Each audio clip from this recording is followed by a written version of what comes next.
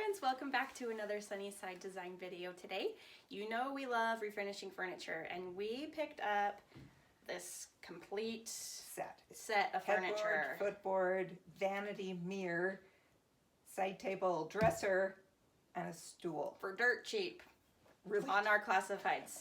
So it's been sitting in her basement a good while, and now we actually have a client who wants us to fix it all up and give it a makeover so it can have a new home. Pretty. Yeah. We're going to make it really pretty. Kind of crazy right now. It was refinished in the 70s probably with that antiquing glaze and done very poorly. So we're going to make it beautiful again. Now we decided to sand these pieces of furniture. You don't necessarily always need to sand the furniture before you paint it, but because the the old paint finish was chipping off in many areas, we felt it best to give it a sanding and especially work those areas where the paint was chipped off. The rest of the dresser did get a light coating of a light sanding over the entire surface just to rough it up so that when we went to apply the paint, it will bond really well. If you don't need to sand it, you don't have chipping pieces of or areas of paint chipping off, you could just use a liquid sandpaper or a deglosser to kind of prep the surface for paint, or you could use a primer.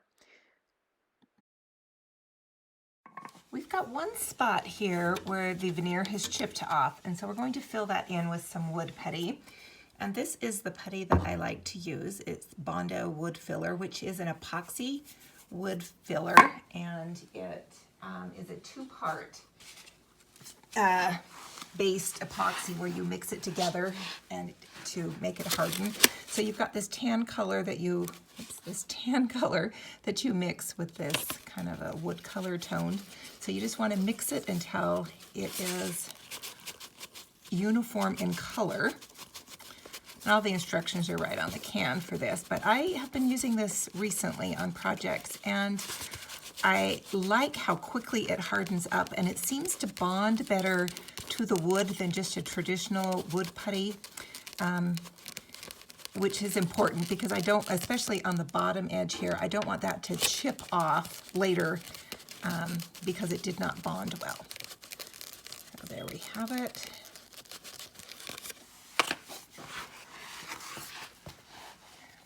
Now the one thing about working with this putty is that it does dry super quick. So you only want to mix up a small amount that you're going to use because it dries within, I would say 10 to 15 minutes. So you don't have a lot of working time. So I'm just going to spread it on there, and I'm actually going to spread it a little bit thick, and then we'll just come back in with the sander and sand that. And it sands beautifully as well. So it'll be nice and smooth. So we'll just let that harden. The putty has now dried, and I'm just going to come in with my electric palm sander and just sand over that spot until it is smooth. We are going to use this citrus strip to strip the paint and the glaze off of the top of this vanity. This citrus strip we have used before on the natural wood finish dresser that we did, and we loved it so much. It strips off the finish without having the strong odor usually associated with a paint stripper, as well as that we can cover it with plastic wrap and let it sit overnight and then come back the next day and just pull off that paint. To apply the citrus strip, you just pour a little bit on the surface and then just use an old paintbrush going in the direction of the grain and just spread on a thick layer of the stripper. Once the entire surface is covered with the stripper, we covered it with just ordinary kitchen plastic wrap to help keep it moist while the stripper does its work. We let the stripper sit overnight, and now we're ready to pull off that plastic wrap. So anytime you're working with a chemical stripper, you'll want to make sure that you have chemical resistant gloves. This can burn the skin. One of the beauties of using this citrus strip, though, is it doesn't have that harsh chemical smell like a lot of them do. So we're actually in my basement doing this project today, and the smell is not bad. So, all right, so I'm going to just pull off, and if you can see, I'm going to back up the camera a little bit. It's already starting, as I pull off the plastic, it's pulling off some of that finish already. The first time we used this product, we were shocked at how it pulled that finish off without the scraping that we usually do trying to strip a piece of furniture. And now, just to finish it up, we'll just come across with a plastic scraping knife and just have a garbage can close by. We'll just dump the stripped paint in. So you can just see how easily that just comes off. And if we have a few spots like this one right here, we'll just come back in with a little bit more stripper, or we can sand it to bring it down to that original beautiful wood finish.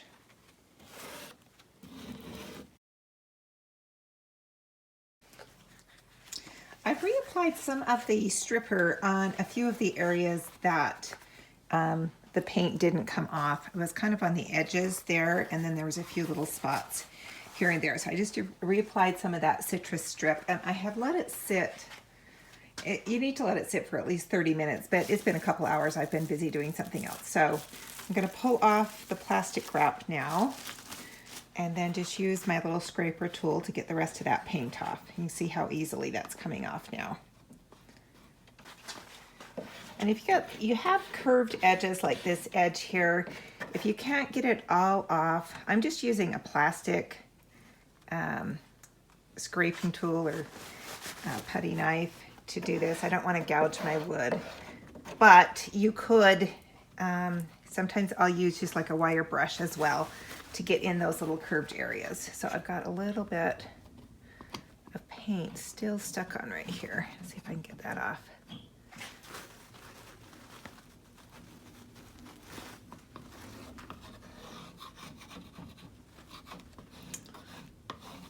So this little edge corner right here is just not coming off all the way. So what I'm going to do is grab my wire brush, and I will show you what that does.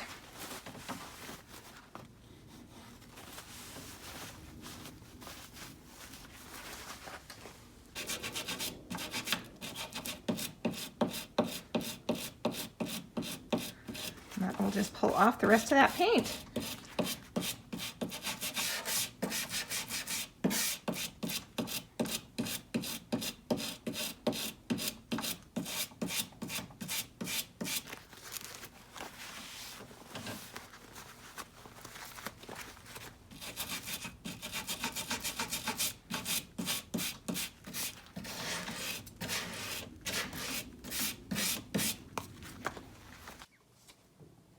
The next step I'm going to do is I'm going to kind of give it a wash, a bath of mineral spirits. So I'm going to just pour some mineral spirits into an old container, and then I'm just going to give it a little bit of a scrub down with some fine steel wool. And this is going to kind of neutralize any stripper, and it will remove any little flakes of paint that I was not able to scrape off.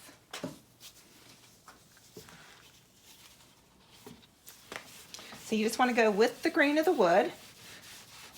Fine steel wool will act like a very fine sandpaper.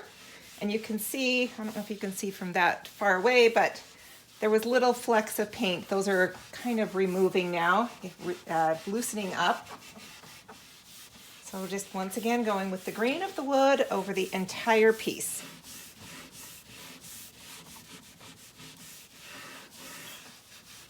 And don't you love the color and the grain of this piece? It will be a little lighter once it's dry, but oh, I just think it's beautiful. And sometimes it's a shame to cover everything with paint.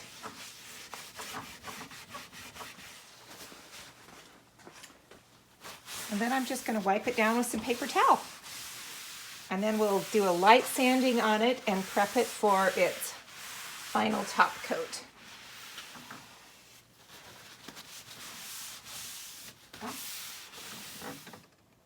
We are now ready to paint this dresser. We've done all the prep work, which, you know, the prep work is really what takes all of the time.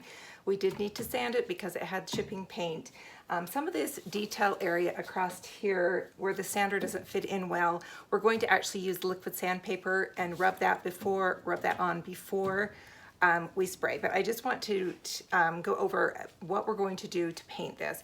Now there's lots of options. We could use chalk paint, we could use a paintbrush, we could use a foam roller to get a nice smooth coat. But because of time, we are just really in a time crunch. We're just a few days before Christmas. This needs to be done as a Christmas gift. And so we are going to just spray it, which is the fastest and I think the easiest way to get paint on something. So this is the paint we're going to use right here. And this is Behr's Cabinet Trim and Enamel. And I chose this paint because it is extremely durable. There's lots of paints and primers out there, but I feel that this paint is more durable. And this bedroom set is going for a teenage girl, and she's gonna kind of abuse it.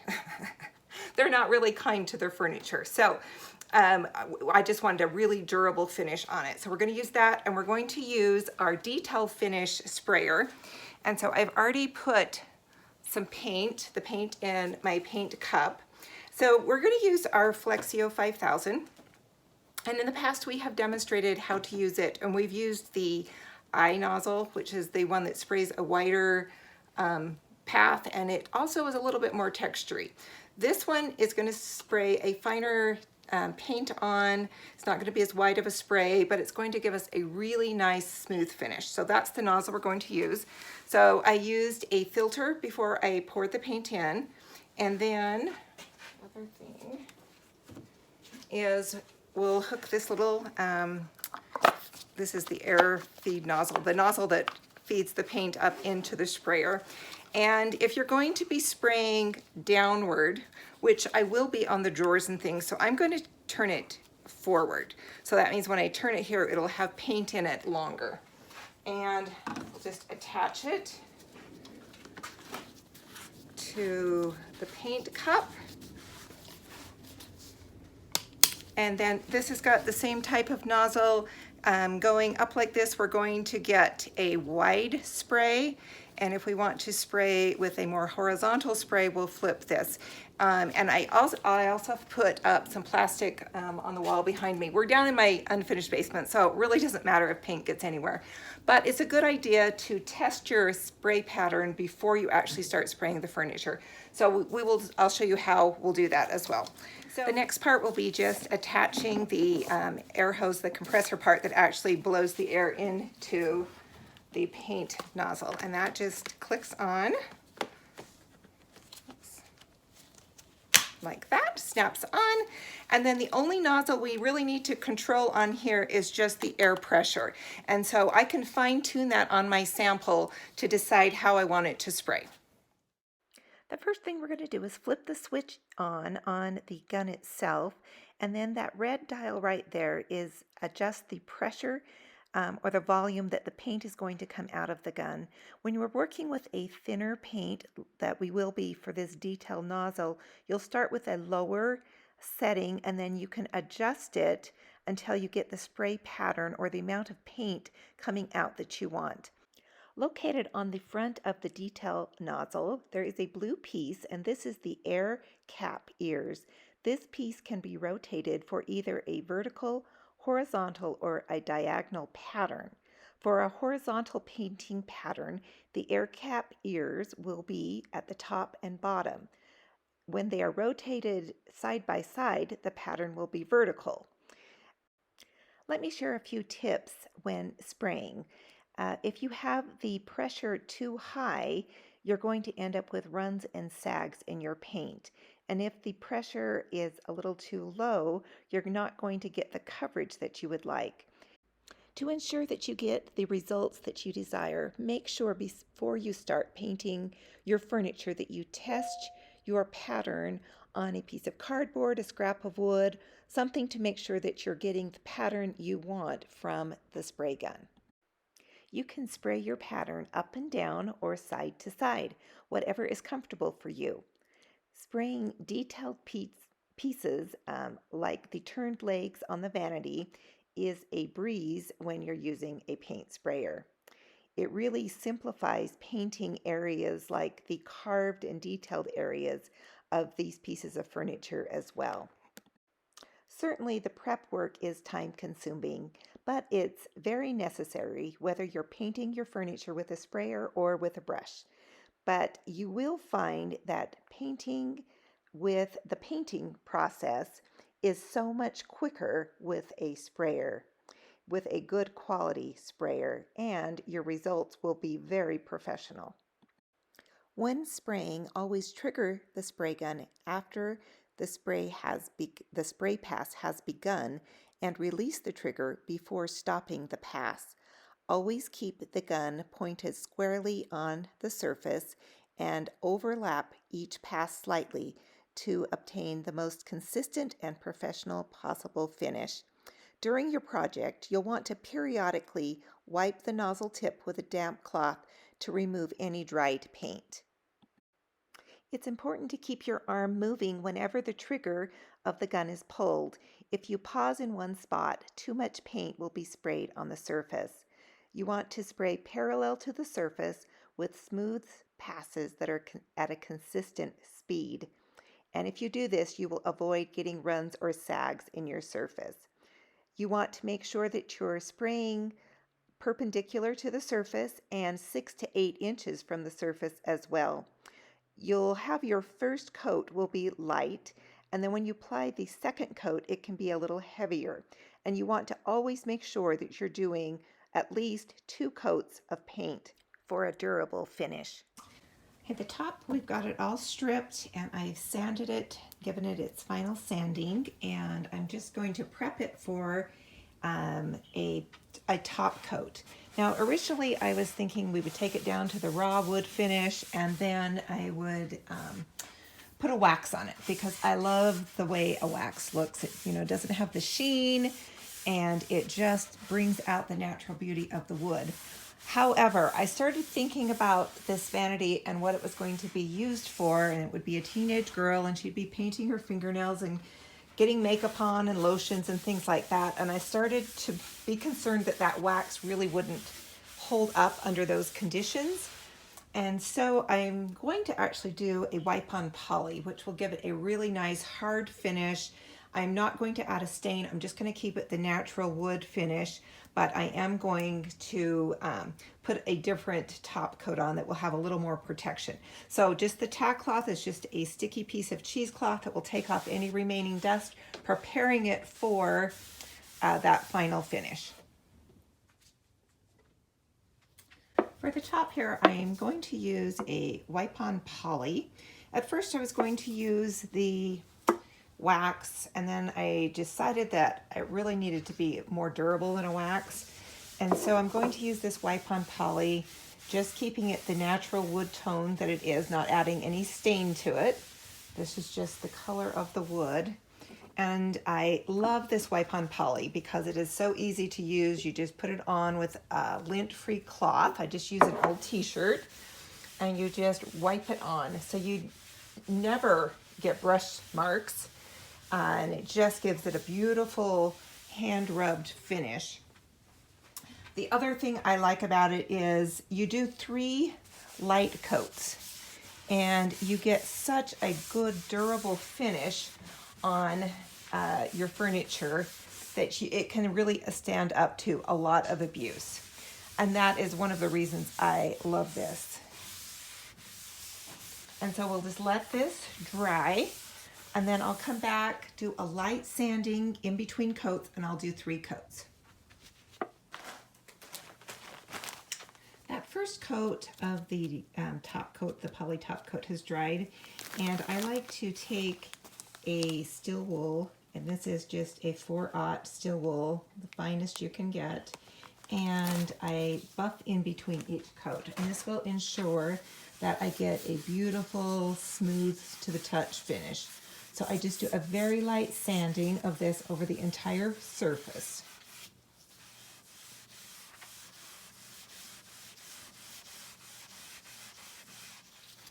And then once again, I'll take my tack cloth and just wipe off any of that dust.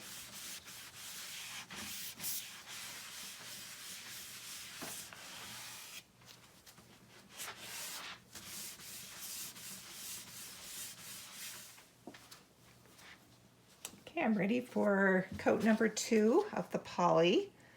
And I'll just again pour it on my rag and then just wipe it around the entire surface. I do use the same rag that I used for the first coat. I just keep it in a Ziploc bag so it stays nice and moist from the first coat. And just wipe the entire surface. This is really, I think, the fastest way to do a top coat. Now, if you're going to use this Wipe-On Poly, it is an oil-based product, and if you're putting it on something white, it's going to yellow the white. So I use this top coat generally just for wood surfaces that I would like to seal and protect. And I also like to use a satin finish. I'm not real into the high gloss on my natural wood. I prefer a satin finish so I don't have much gloss to it. Once that second coat has dried, I will repeat the process and do another light sanding and then add that third coat to get the most protection for this piece. One last thing I wanted to do on this dresser was remove this old contact paper that's probably been in this dresser for 40 or 50 years, and it is just brittle and kind of falling apart, but it is stuck down in some parts. So I just want to show you how I found an easier way to get that off. And I'm using a heat strip gun for stripping paint, but I'm even thinking just a hair dryer on the high setting would loosen up that adhesive enough that if you have a problem like this, that you can get it off as well. I used that heat strip gun to just heat up the contact paper, and then I was able to just pull it and it released the adhesive on the back, and I was able to remove it completely from the drawers. You may need to use a putty knife to get it started in the corners, but once I had a large enough piece to hang onto, I was able to just heat an area and then pull it up. To help the drawers on this dresser slide a little bit better, I've just got an old votive candle here that I'm going to just rub on the drawer glide here, both sides. And then I'm going to do the same thing to the bottom of the drawer, so it'll slide a little bit easier.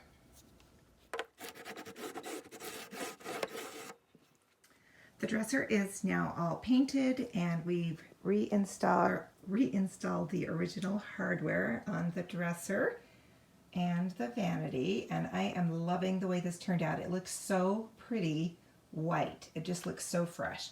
And the other thing that I'm loving about this is when I purchased this dresser, it had the original hardware on it, which I think is so pretty, and it's so unusual to find a piece that's been painted where they've kept the original hardware. So I think we're really lucky to have it that way. And here is the vanity. We've got the natural wood finish on the top surface of the vanity and the white paint with the beautiful original hardware. The last thing I want to do is just add a little bit of glam and bling to this. I'm just going to put a hint of gold on these two pieces. All right, to apply the gold leafing, what I'm going to do is I have some water-based glue, and I've thinned it down a bit so it's not real thick. And I'm just going to dab it on the spots where I want to apply the gold leaf. So my plan here is to apply the gold leaf where I would normally distress furniture if I was distressing. So I'm just going to put a little bit of the glue on the corners of the drawer, and then maybe here, just spots normally where paint would rub off. And so my plan is to make this look like the white dresser has worn off and that you see the gold that is underneath it. That's kind of my plan. So we'll see if it's a good plan or not when I'm all finished, but I just wanted to do a little bit of glam and a little bit of glitz to this, but I didn't want to put a whole lot of gold leafing on. So I thought maybe just by doing it that way, just in these spots what normally I would be sanding if I was going to distress it. So just a little bit here and there, the method is you paint on this little bit of watered down glue and you let it dry to the point where if I touch it with my finger, it doesn't come off, but it's still tacky. And when I go to lay the gold leafing on, it will stick to it and bond to that. So I'm going to probably let it sit for about 5 minutes. The gold leafing comes in these little sheets like this, and it's got a kind of like a parchment paper on the back to kind of help you hold it. It suggests on the package that when you're working with it to either have talcum powder on your hands or wear some gloves so that it doesn't stick to you. So I'm not laying out whole big sheets, I'm just doing little bits. And so I'm going to just cut this so that I'm not working with, sorry. It's hard to film yourself doing these things, but I'm going to cut this so I'm not working with quite as big of a sheet. All right, so now I'm just going to take it, and I've got a soft bristle brush that I will just kind of tap it onto those spots where I applied. Set that down for a minute. Where I've got the adhesive on there, and then I'll just tap the gold leafing onto it. Okay.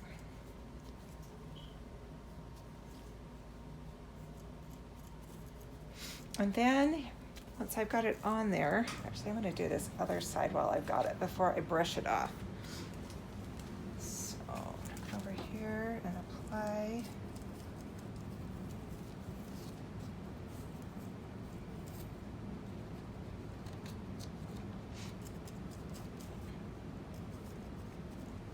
You can pick it up with the paintbrush as well, and just kind of, it's very lightweight. It will start blowing around the room.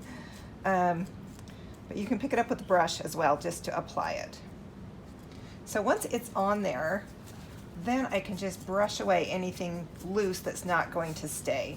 And I'm getting that effect with it's kind of crackly and distressed looking, like those edges have chipped off the paint and it's revealing something beautiful and gold underneath. So I'll just tap off that, or brush off that excess here. All right, I'm just going to continue applying this everywhere I put the adhesive. Now this is the first time I've actually using this gold leaf on furniture. I've used it quite a bit for crafting projects and have really loved it, and I thought, oh, I've been wanting to do this on a piece of furniture for quite some time.